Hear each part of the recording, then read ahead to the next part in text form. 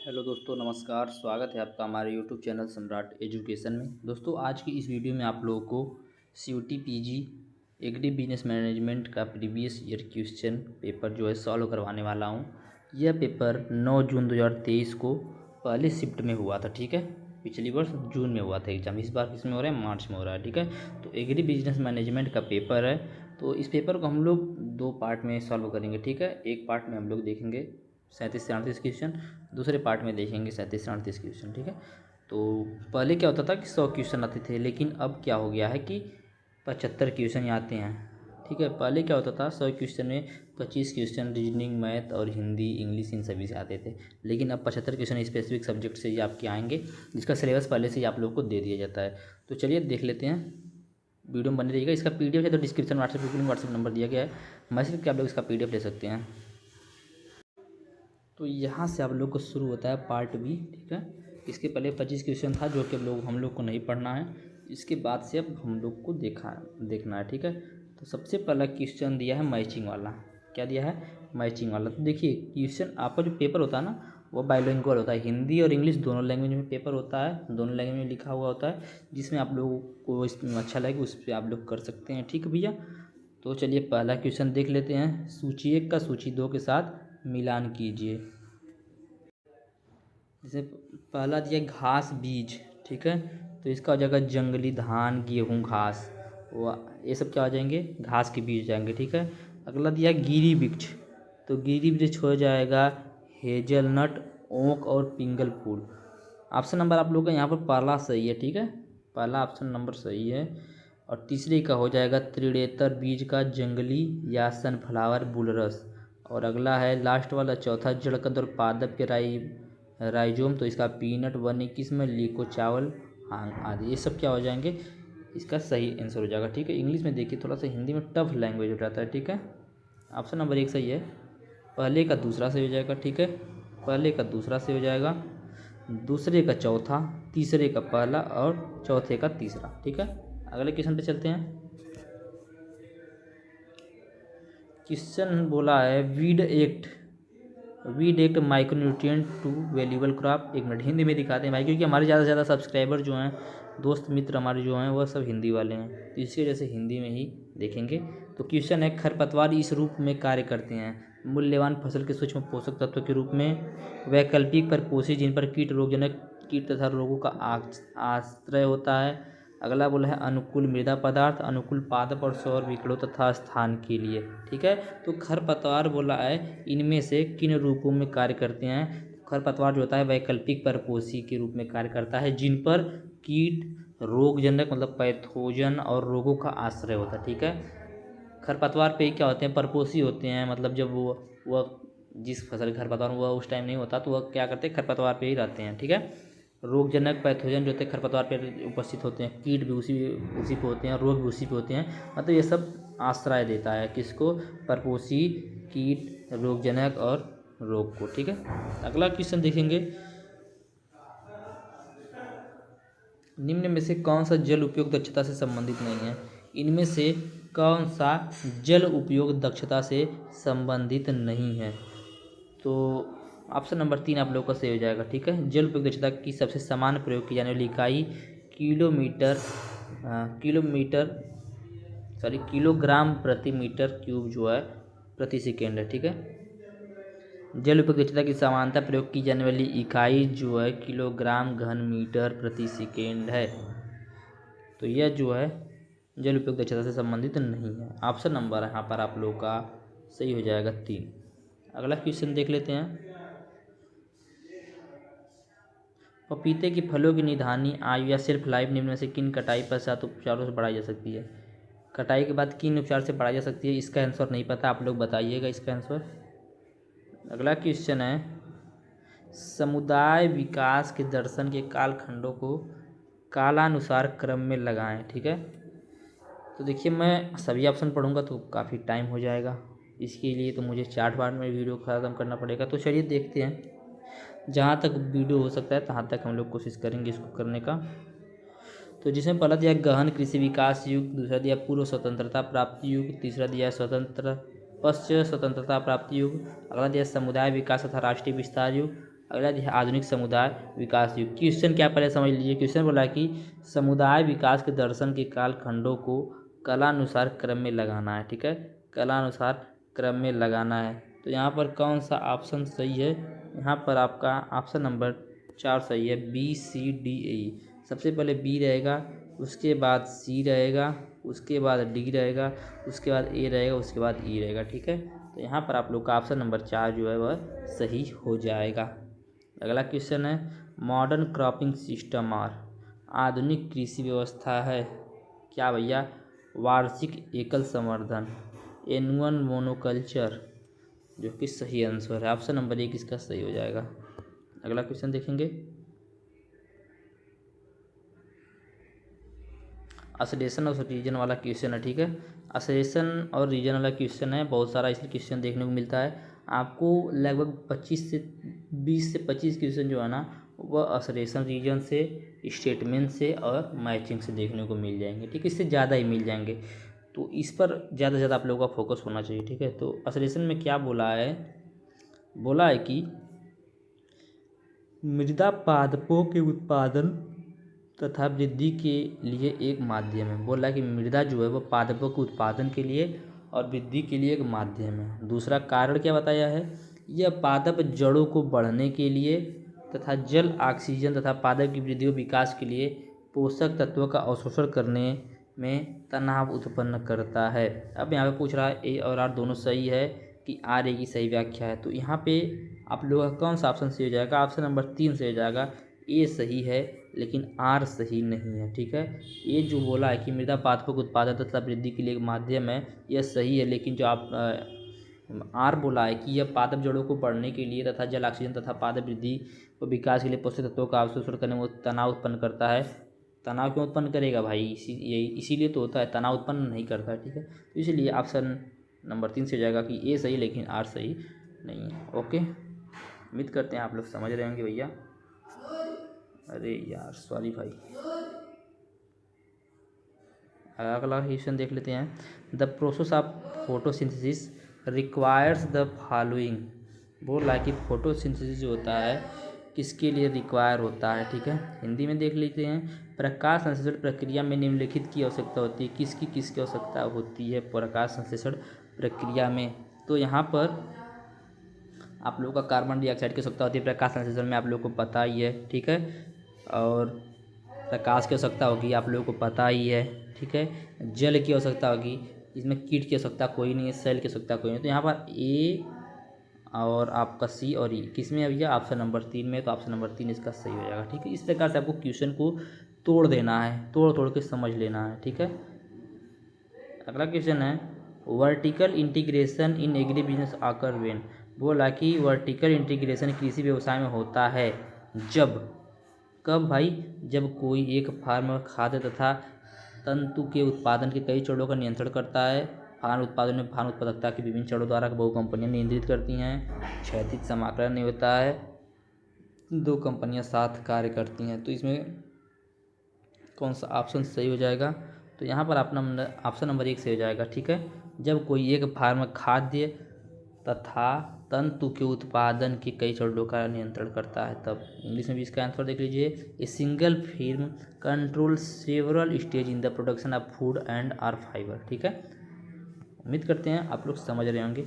मैं direct answer बता रहा हूँ क्या कि भाई पेपर दिखाना आप लोगों को पेपर कैसा आता है। ठीक है, और यह क्वेश्चन जो इसमें है ना पेपर में, ये सब इंपॉर्टेंट क्वेश्चन भी है, यह अभी बात याद रखिएगा।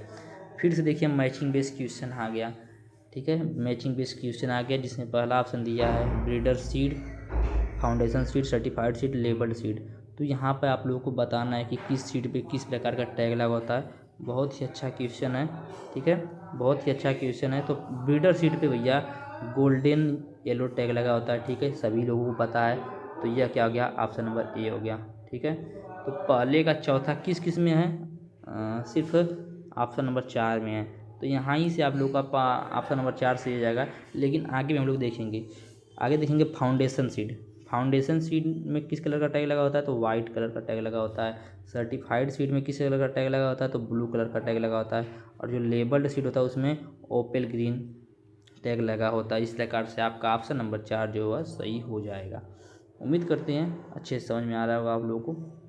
अगला है स्टेटमेंट बेस्ड क्वेश्चन आ गया है। Select the statement which are correct for vertisol are. बोल रहा है कि वर्टिसोल के संबंध में निम्न में से कौन कौन से कथन सही है, कौन कौन से कथन सही है, ऐसा क्वेश्चन ये पूछ रहा है। तो कौन कौन सा कथन सही है पहले देख लेते हैं। सॉरी, वे उच्च कैटायन या धनायन बोल सकते हैं, विभिन्न क्षमता के साथ उर्वर हैं। दूसरा बोला उच्च मृत्तिका मात्रा के कारण यह मृदा विस्तारित तथा संकुचित होती है। तीसरा बोला शुष्क जलवायु में पाया जाता है। अगला बोला जब गीली मृदा चिपचिपी है, जब सूखी वे कठोर हैं। अगला बोला जिप्सम कैल्शियम कार्बोनेट का संग्रहण सामान्यतः विशेषताएं हैं। ठीक है, तो यहाँ पर आप लोग का ए, बी और डी सही हो जाएगा। ठीक है, ए, बी और डी सही हो जाएगा। ऑप्शन नंबर 3 सही हो जाएगा। ऑप्शन नंबर 3 जो है यहाँ पे सही हो जाएगा। ठीक है, अगला क्वेश्चन फिर आ गया मैचिंग वाला। ठीक है, मैचिंग वाला क्वेश्चन फिर आ गया जीन। मतलब यहाँ पे देखिए क्या बताना हम लोग को। यहाँ पे कुछ टर्म दिया गया, जैसे जीन टर्म दिया गया है तो उसको किस साइंटिस्ट ने यह टर्म दिया था। ठीक है, म्यूटान टर्म किस साइंटिस्ट ने दिया था, हेटेरोसिस किसने दिया था, जेनेटिक्स किसने दिया था। सबसे पहले जो आप लोगों को पता है उसको देखेंगे, कैसे आइडिया लगाना आप लोग को यह पता है। जैसे जेनेटिक्स है तो जेनेटिक्स टर्म किसने दिया है भैया, बेटसन ने दिया है। तो आप लोग देख लीजिए कि डी में चौथा कहाँ कहाँ पर है, किस किस ऑप्शन में, सर तीसरा, डी में तीसरा किस किस ऑप्शन में है। तो डी में तीसरा सिर्फ आप लोगों को ऑप्शन नंबर 3 में देखने को मिल रहा है। यहाँ से भी आप आइडिया लगा सकते हैं। यहाँ से नहीं आ रहा आपको जीन पता होगा, जीन टर्म जो है जोहानसन ने दिया है, जीन का टर्म जो है वह जोहानसन ने दिया है। तो इस प्रकार से आप यदि एक का भी आपको पता है और वह दूसरे किसी ऑप्शन में सही नहीं है तो वहाँ से आप अंदाज़ा लगा सकते हैं। यहाँ पे देखेंगे जीन का जोहानसन है तो सभी में जोहानसन मतलब पहला ऑप्शन सही दे दिया है। ठीक है, तो यहाँ पे पहले का पहला हो जाएगा। और दूसरा बी दिया है रिकान या म्यूटान। तो रिकान या म्यूटान शब्द जो है वह किसने दिया है, तो वह अभी बेंजर ने ही दिया है। किसने दिया भैया, बेंजर ने ही दिया है। ठीक है, और हेट्रोसिस शब्द किसने दिया है, हेट्रोसिस शब्द सल ने दिया है। ठीक है, तो यहाँ पे आपका ऑप्शन नंबर 3 जो है वो सही हो जाएगा। पेपर ईजी टू मॉडरेट होता है, मतलब आसान रहेगा पहले, बाद में थोड़ा सा हार्ड रहेगा, फिर उससे हार्ड, फिर उससे हार्ड। ठीक है, अगला है extension administration is required in agriculture for. बोल रहा है कि विस्तारित प्रशासन या एक्सटेंशन एडमिनिस्ट्रेशन की आवश्यकता कृषि में निम्न में से किसके लिए है। ठीक है, तो कृषि में निम्न में से किसके लिए है, ऐसा क्वेश्चन पूछा है। तो यह जो है ए, बी, सी, डी इन चारों के लिए है, ई को छोड़कर सभी के लिए। ऑप्शन नंबर 4 यहाँ पे सही हो जाएगा। पढ़ने में काफ़ी टाइम लगता है, इस वजह से मैं स्किप कर दे रहा हूँ, आप लोग देख लीजिएगा। अगला है डोमेस्टिकेशन इज द। डोमेस्टिकेशन बहुत मोस्ट इम्पॉर्टेंट बात यहाँ पे बताई गई है डोमेस्टिकेशन की। ठीक है, adapting of timing of wild species of plant और animal, permanent human settlement, origin of modern civilisation, gradual process likely lasting 100 of years. ठीक है, तो डोमेस्टिकेशन क्या होता है भाई, जब किसी पादप किस्म को उसके पुराने भौगोलिक क्षेत्र से लाके नए भौगोलिक क्षेत्र में उगाते हैं। सॉरी किसी जंगली प्रजाति को मानव की देख रेख में उगाया जाता है जब, तो उसी को बोल देते हैं डोमेस्टिकेशन। तो यहाँ पे डोमेस्टिकेशन क्या हो जाएगा, adapting or timing of wild species of plant or animal. ठीक है, बोल हिंदी में भी देख लीजिए, पादप पशुओं की वन्य किस्मों का पालन या अनुकूलन ही क्या कहलाता है, डोमेस्टिकेशन कहलाता है। ऑप्शन नंबर 1 यहाँ पर सही हो जाएगा। ठीक है, ऑप्शन नंबर 1 सही हो जाएगा। अगला क्वेश्चन है the portion of soil occupied by air and water इस टर्म एस। बोल रहा है कि मृदा का वह भाग जो जल तथा वायु से अधिकृत रहता है वह क्या कहलाता है। क्या बोल रहा है क्वेश्चन समझिएगा, मृदा का वह भाग जो जल तथा वायु से अधिकृत रहता है वह क्या कहलाता है, तो वह पोर स्पेस कहलाता है। ठीक है, क्या कहलाता है, पोर स्पेस, इसको इंग्लिश में बोलते हैं और हिंदी में बोलते हैं छिद्र स्थान। पोर स्पेस बोला जाता है, मृदा का वह भाग जो जल तथा वायु से अधिकृत रहता है उसे पोर स्पेस बोलते हैं। अगला क्वेश्चन देखेंगे, असरेशन और रीजन वाला क्वेश्चन है, the market structure for an industry. Sorry Hindi में बताते हैं। एक उद्योग की बाजार संरचना का संदर्भ उद्योग में विक्रेताओं की संख्या है। जिसका कारण क्या बताया गया है, एक ऑलिगोपोली कई फार्म कंपनियों से बनी होती है जो एक समान उत्पाद बनाते हैं। ठीक है, तो यहाँ पे बोल रहा है कि कौन सा सही है और कौन सा गलत है, तो इसका आंसर हम लोग को देना है। ठीक है, तो यहाँ पे आप लोग का ऑप्शन नंबर 3 जो वह सही हो जाएगा। ए सही है लेकिन आर सही नहीं है। ये जो बोला है कि एक उद्योग के बाजार की संरचना का संदर्भ उद्योग में विक्रेताओं की संख्या है, ये सही बात है, लेकिन जो दूसरा बात बोला गया है वह बात गलत है। तो यहाँ पे ऑप्शन नंबर 3 सही हो जाएगा।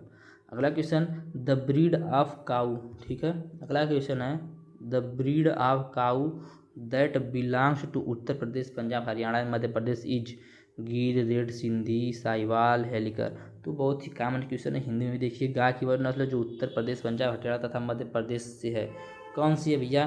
तो वह है साहिवाल। साहिवाल जो है वह उत्तर प्रदेश, पंजाब, हरियाणा तथा मध्य प्रदेश से है।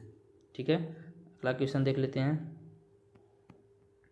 वही स्टेटमेंट असरेशन और रीजन वाला क्वेश्चन आ गया फिर से, जिसमें असरेशन दिया है कि कृषि योग्य उत्पादक मृदा 10 से 12 वर्ष के काल पश्चात ही बनती है। ठीक है, और दूसरा कारण क्या बताया गया है कि इस प्रकार की मृदा जलवायु, जैविक प्राणी, रासायनिक बल तथा भौतिक बल, अवसादी, आग्नेय तथा रूपांतरित चट्टानों पर परस्पर क्रिया से बनती है। तो यहाँ पर ए सही नहीं है लेकिन आर सही होगा। ठीक है, यहाँ पर ऑप्शन नंबर 4 सही हो जाएगा। ये जो बोला है कि 10 से 12 वर्ष के पश्चात बनती है, गलत बात है, और जो आर बोला इसका कारण बताया वह सही बात है। ठीक है, अगला क्वेश्चन देख लेते हैं भैया। असरेशन और रीजन वाला ये है, कार्टेल एक अवस्थिति है जिसमें आत्मनिर्भर कंपनियां एक साथ समूह के साथ जुड़कर मूल्य तथा उत्पादन के निर्णयों का नियमन करता है, जिसका कारण बताया है कि कॉलेज मार्केट संरचना की एक अवस्थिति है जिसमें एक उद्योग में कंपनियां मिलकर वस्तुओं का मूल्य निर्धारण करती हैं। तो यहाँ पर कौन सा सत्य है कौन सा असत्य है यह बताना है। तो यहाँ पर ए और आर दोनों सही है, लेकिन आर जो है वह एक ही सही व्याख्या नहीं है। ऑप्शन नंबर 2 सही हो जाएगा। अगला क्वेश्चन स्टेटमेंट बेस्ड क्वेश्चन देखिए। अभी तक आप लोगों को असरेशन पे और रीजन वाला क्वेश्चन था, लेकिन अब स्टेटमेंट बेस्ड क्वेश्चन आ गया है। बहुत ही पेपर एक बात बताएं तो ज़्यादा हार्ड नहीं आता है। ठीक है भैया, पेपर में वही आता है जो कि स्टूडेंट पढ़ सके, जो कि आसानी से समझ में भी आ जाता हो। हाँ, बट ऐसे ऐसे जगह से पूछ देता है ना कि आप लोग देखे नहीं होते, पढ़े नहीं होते कुछ क्वेश्चन। कोई बात नहीं भाई, पेपर देख लेंगे, इसमें से भी बहुत सारे क्वेश्चन आप लोग को देखने को मिल सकता है, और पेपर देख के आपको आइडिया लग जाएगा कि पेपर कैसा आता है। कि सेम टू सेम ऐसा ही पेपर आता है, बट क्वेश्चन अलग होता है। ठीक है, यही क्वेश्चन नहीं आएगा। अगला क्वेश्चन है, कृषि संबंधी एक मत है। ठीक है, इंग्लिश में देखते हैं इसको भाई।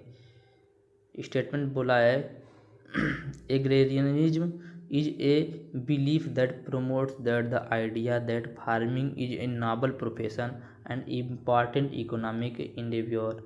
और दूसरा स्टेटमेंट बोला, agriculture is the process of cultivating land for the production of food, feed, fibre and fuel from plant और नेचर। ठीक है, तो यहीं से आप लोगों को इसका अंदाज़ा मिल जा रहा होगा कि कौन सा कथन सत्य है। यहाँ पे क्या बोल रहा है भैया कि हमें कल्टीवेशन के द्वारा फूड, फीड, फाइबर और फ्यूल मिलते हैं प्लांट और नेचर से, तो हमें फ्यूल तो मिलती नहीं भैया। हिंदी में देखिए क्या बोला है कि कृषि एक मत है जो कि इस विचार को बल देता है कि कृषि एक सम्मानित व्यवसाय तथा प्रमुख आर्थिक प्रयास है। ठीक है, जो कि सही बात है। दूसरा बोला है, कृषि एक प्रक्रिया जिसमें भूमि पर खेती से भोजन, चारा, तंतु तथा ईंधन का उत्पादन पौधों या प्रकृति द्वारा किया जाता है। तो यहाँ पर बोल रहा है कि कौन सा कथन सत्य है, कथन ए सत्य है या कथन आर सत्य है। सॉरी, ये भी असरेशन और रीजन वाला एक क्वेश्चन है, मैं थोड़ा सा कंफ्यूज हो गया था।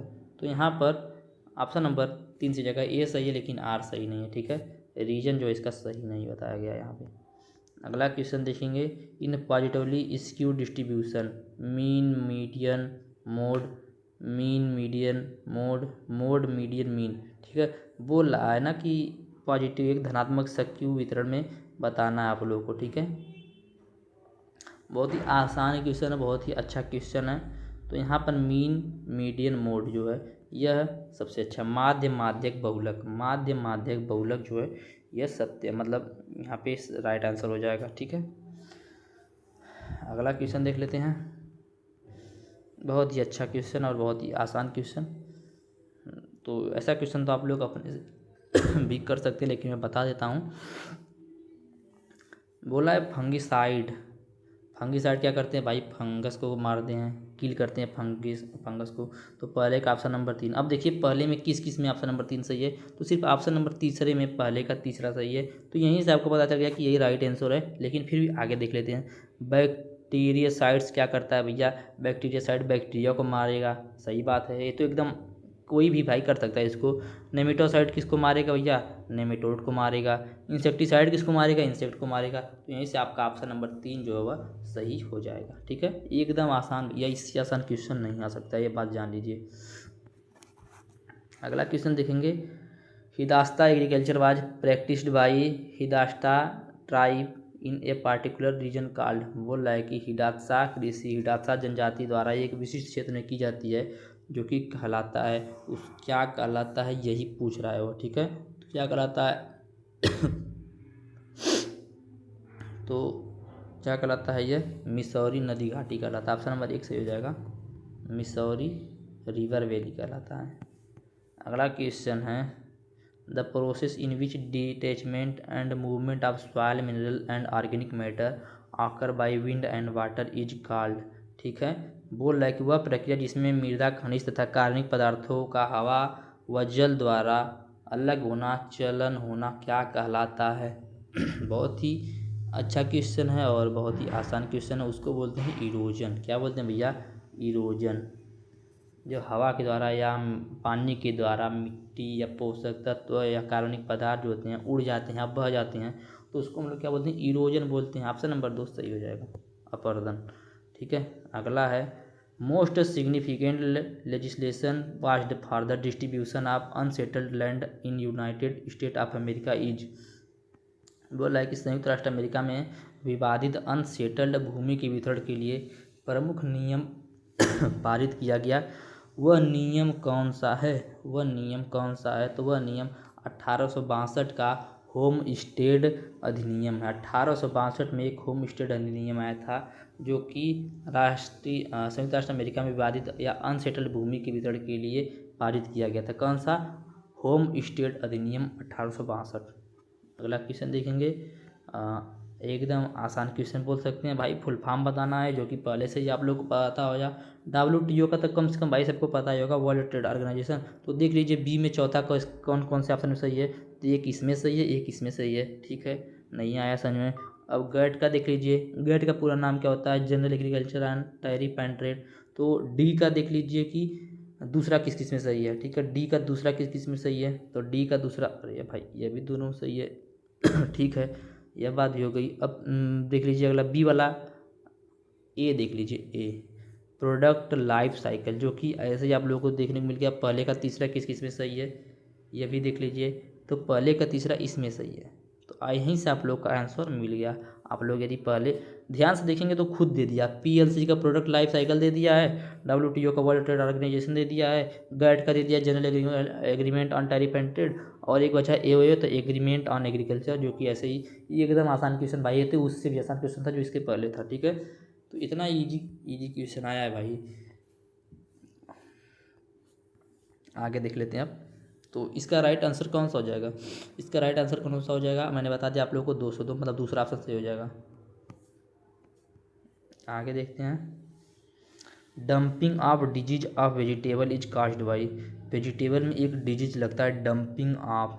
ठीक है, यह रोग जो है किसके कारण होता है? ठीक है, इस रोग का कारण पूछा है। तो यह रोग जो है पाइवीम, एक मिनट यार, हिंदी लैंग्वेज थोड़ा टफ हो जाता है।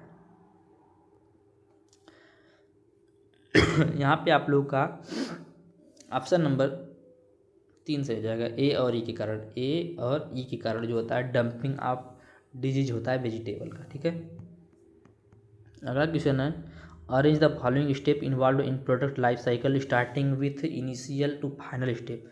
शुरू से अंत तक के स्टेप को बताना है। प्रोडक्ट लाइफ साइकिल के उत्पाद जीवन चक्र में सम्मिलित चरणों को आरंभिक से अंत तक चरण तक व्यवस्थित तरीके से बताना है आप लोगों को। तो इंग्लिश में देखेंगे ज़्यादा सूटेबल रहेगा। और बहुत ही अच्छा क्वेश्चन, बहुत ही आसान क्वेश्चन है। आसानी से आप लोग कर सकते हैं। तो सबसे पहले क्या होता है, उसका इंट्रोडक्शन लिया जाता है, ठीक है। उसके बाद क्या होता है, कंसिस्टेंसी, उसके बाद डिक्लाइन, उसके बाद एक मिनट, सबसे पहले इंट्रोडक्शन, ठीक है, उसके बाद उसकी मैच्योरिटी, उसके बाद डिक्लाइन, ठीक है, उसके बाद क्या होता है, कंसिस्टेंसी होता है, और उसके बाद क्या होता है, ग्रोथ होता है, ठीक है। तो यहाँ पर ऑप्शन नंबर आप लोग का इसका तीसरा सही हो जाएगा, ऑप्शन नंबर 3 सही हो जाएगा, ठीक है। सॉरी, इसका ऑप्शन नंबर 1 सही होगा। ठीक है, इंट्रोडक्शन, ग्रोथ, ठीक है, मैच्योरिटी, डिक्लाइन और कंसिस्टेंसी, ऑप्शन नंबर 1 सही जाएगा, CBDAE। अगला क्वेश्चन देख लेते हैं भाई, हो जाता है थोड़ा बहुत कन्फ्यूजन ना, क्या बताएं। रिक्वेस्ट है भाई, वीडियो को लाइक जरूर कर दीजिएगा, देख लीजिए बहुत मेहनत लगता है यार वीडियो बनाने में यार, कम से कम लाइक तो कर सकते हैं आप लोग। तो यही असरेशन और रीजन बेस्ड क्वेश्चन है। बोला कि आवश्यक तत्व वे तत्व हैं जो किसी पादप को अपना वृद्धि चक्र पूरा करने के लिए आवश्यक हैं। ये तत्व पादप के अंदर एंजाइम या अणुओं के घटक होते हैं। इसका कारण क्या बोला है कि पादप वृद्धि के लिए 15 तत्व आवश्यक हैं। सबसे पहले आपको पता चल गया कि पादप वृद्धि के लिए 15 तत्व आवश्यक हैं, ये गलत बात बोला है। सबसे पहले तो आप लोगों को यही पता चल गया कि यह बात जो है वो गलत बोला है, और जो ए बोला है आप असरेशन बोला है वो सही बोला है। तो यहीं से आप लोग पता चल गया कि ऑप्शन नंबर ए जो है, हाँ मतलब ए सही है लेकिन आर सही नहीं है, तो ऑप्शन नंबर 3 यहाँ पे सही हो जाएगा, ऑप्शन नंबर 3 जो है सही हो जाएगा। बहुत ही अच्छा क्वेश्चन है भैया। बोल रहा है कि the correct component combination regarding agri silvi pasture is agri silvi pasture के लिए करेक्ट कंपोनेंट कौन कौन से उसको बताना है, ठीक है। तो ट्री, क्रॉप, पास्चर और एनिमल, ऑप्शन नंबर 1 ही सही हो जाएगा, ऑप्शन नंबर 1 सही है। अगला क्वेश्चन है, select the responsibility of village level worker under Panchayati Raj system, ठीक है। बोल रहा है कि responsible of village level worker, Panchayati Raj के अंतर्गत ग्राम स्तर पर श्रमिकों की जिम्मेदारियों का चयन करें। जो ग्राम स्तर पर श्रमिक होते हैं उनकी जिम्मेदारियों को बताना है, क्या क्या जिम्मेदारी होती है उनकी, ठीक है। तो ग्राम स्तर विकास कार्य, जिला के विकास कार्यों की योजना में तो भाई उनका कोई रोल ही नहीं है, ठीक है। ग्राम स्तर पर विकास कार्य, जो कि सही बात है, तो बी हो गया एक। दूसरा, ग्रामीण लोगों तक तकनीक डिपार्टमेंट के मध्य लिंक बनाना, यह भी सही बात है भाई, ग्रामीण वाली बात है। कस्बा स्तर पर गतिविधियों का समन्वय, जिला स्तर पर विकास कार्यक्रमों का संगठन, ये दोनों गलत है। तो यहाँ पर आप लोगों का ऑप्शन नंबर बी सही हो जाएगा, मतलब 2 सही हो जाएगा, बी और सी, ऑप्शन नंबर 2 सही हो जाएगा। आगे देखेंगे अगला question, in which year national rural employment guarantee act NREGA was notified. बोला है नरेगा जो है उसकी शुरुआत पूछ रहा है, ठीक है। बोल रहा है कि किस वर्ष में राष्ट्रीय ग्रामीण रोजगार गारंटी अधिनियम नरेगा को अधिसूचित किया गया था। बहुत ही अच्छा क्वेश्चन, बहुत ही इंपॉर्टेंट क्वेश्चन है। तो सन 2005 में, सन 2005 में भैया नरेगा एक्ट जो है, नरेगा गारंटी अधिनियम जो है उसको अधिसूचित किया गया था। वेरी वेरी मोस्ट इंपॉर्टेंट, याद रखिएगा। अगला है the extension teaching method used for a group of farmer at village level is, ठीक है। विलेज लेवल की यहाँ पे बात हो रही है, याद रखिएगा। सबसे पहले हिंदी में भी देखिए, ग्राम स्तर पर कृषकों के समूह के लिए विस्तारित शिक्षण विधि एक्सटेंशन टीचिंग मेथड के रूप में प्रयोग किया जाता है। क्या प्रयोग किया जाता है भैया, तो क्षेत्र दिवस, क्या क्षेत्र दिवस, फील्ड डे। आगे देखेंगे अगला question, how many title were covered in the 2008 farm bill of United State. कितने टाइटल हैं भैया, यह यहाँ पे पूछ रहा है, जो कि इम्पॉर्टेंट क्वेश्चन है। तो कुल 15 टाइटल, ऑप्शन नंबर 2 सही हो जाएगा। कितने, कुल 15 टाइटल हैं, ठीक है भैया। कितने हैं, कुल 15 टाइटल। आगे देखेंगे, रिक्वायरमेंट ऑफ वर्बल कम्युनिकेशन और non verbal communication are. Verbal communication और नॉन वर्बल कम्युनिकेशन जो होते हैं वह आवश्यक होते हैं किसके लिए, वही यहाँ पर पूछा है। तो हिंदी में देखिए, मौखिक संचरण और अमौखिक संचरण की आवश्यकताएँ कहाँ कहाँ पर होती हैं। इसको इंग्लिश में यदि आप लोग देखेंगे तो ज़्यादा अच्छा रहेगा और ज़्यादा अच्छे से आप लोग को समझ में भी आ जाएगा, ठीक है। तो सेंडर के लिए आवश्यक होते हैं, रिसीवर के लिए आवश्यक होते हैं, मीडियम के लिए मोबाइल फ़ोन, टेलीविज़न। तो यहाँ पर आप लोग का ऑप्शन नंबर 3 जो है सही दिखा रहा है, तो ऑप्शन नंबर 3 जो है वो सही हो जाएगा, ठीक है। अगला क्वेश्चन है conservative reserve program promote which of the following. बोल रहा है कंजर्वेटिव रिजर्व प्रोग्राम जो है वह किसको प्रमोट करता है इनमें से, ठीक है। तो किसको प्रमोट करता है यह बात यहाँ पर पूछा गया है। तो यहाँ पर ऑप्शन नंबर 4 से हो जाएगा, ठीक है। Soil and water conservation and wasteland dissertation promotion, ठीक है। मृदा तथा जल संरक्षण तथा वेस्टलैंड या आर्द्र भूमि मूल रूप निरूपण के लिए यूज किया गया था संरक्षण रिजर्व प्रोग्राम को। और अगला क्वेश्चन देख लेते हैं, वही स्टेटमेंट बेस्ड क्वेश्चन है। थाइलाक्वाइड का हरित वर्णक प्रकाश संश्लेषण के दौरान प्रकाश ऊर्जा से फोटोन अवशोषित करता है। दूसरा इसका कारण क्या बताया है, सॉरी थोड़ा बोलते बोलते ना वो जवान लड़खड़ा जा रहा है। तो कारण बताया श्वसन की प्रक्रिया में प्रकाश ऊर्जा रासायनिक ऊर्जा में परिवर्तित हो जाती है। तो बोला इनमें से कौन सा कथन जो है वह सत्य है और कौन सा असत्य है। तो यहाँ पर जो ये बोला है ना थाइलाक्वाइड का जो होता है हरित वर्णक प्रकाश संश्लेषण के दौरान प्रकाश ऊर्जा से फोटोन अवशोषित करता है, ये सही बात है। लेकिन जो दूसरा बोला है यह गलत है। ऑप्शन नंबर 3 से हो जाएगा। इंग्लिश में देखिए समझ में आ जाएगा। बोला है कि green pigment of thylakoid observe photons of light energy during photosynthesis, जो कि सही बात है। दूसरा इसका कारण क्या बताया स्टेटमेंट दूसरा क्या बोला है कि the process of respiration light energy is converted into chemical energy, जो कि गलत है भाई। ये केमिकल एनर्जी में कहाँ परिवर्तित करता है, ठीक इसलिए यह गलत है।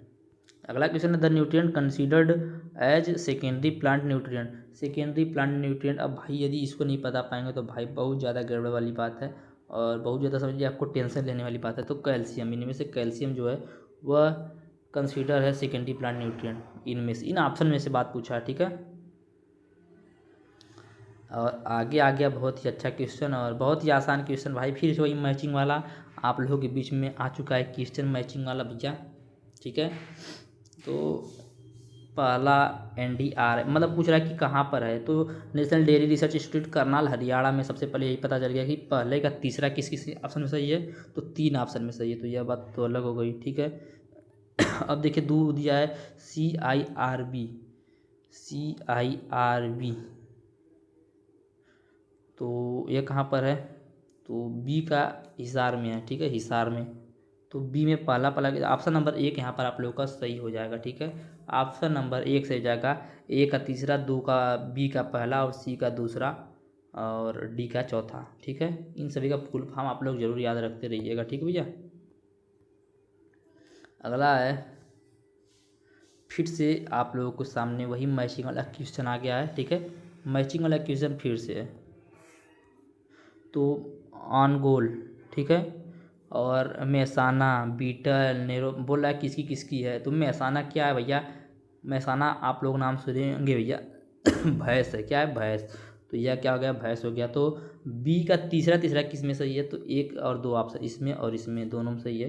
तो अब देखते हैं अगला किस, बीटल। बीटल किस में होता है भैया, बीटल, बीटल की बात यहाँ पर हो रही है तीसरे ऑप्शन में। तो गोट, गोट को बोल देते हैं बीटल, ठीक है। तो सी का देखिए पहला किस किस में है, तो इसी में है। तो यहीं से ऑप्शन नंबर 3 जो है वह सही हो जाएगा, ठीक है। यहाँ पर ऑप्शन नंबर 3 हो जाएगा, ए का दूसरा, दूसरे का तीसरा और तीसरे का पहला और चौथे का चौथा, ठीक है। आगे देखते हैं अगला क्वेश्चन है स्कैरिसिटी अफेक्ट। बोल रहा है कि कमी से प्रभावित होता है औद्योगिक फार्म में कृषि संबंधित उत्पादक उपभोक्ता, खेत उत्पादक तथा उपभोक्ता। बोल रहा है कि scarcity affect industrial farm, agricultural producers, consumers, farm production consumers, ठीक है। तो इनमें से कौन सा ऑप्शन आप लोग का सही हो जाएगा, option number 4 farm producers and consumers. दोस्तों यही अब लास्ट क्वेश्चन रहेगा क्योंकि बोलने में काफ़ी ज़्यादा प्रॉब्लम हो रहा है और काफ़ी रात भी हो गई। आप लोग टाइम देख सकते हैं 10:47 हो रहा है। तो कल ये वीडियो अपलोड होगा आप लोगों के लिए। उम्मीद करते हैं आप लोग वीडियो देखेंगे और ज़्यादा से ज़्यादा शेयर करेंगे। और वीडियो अगर आप लोगों को अच्छा लगा तो वीडियो को लाइक कर दिएगा, चैनल को सब्सक्राइब कीजिएगा, अपने दोस्तों के साथ शेयर कीजिएगा। धन्यवाद, जय हिंद।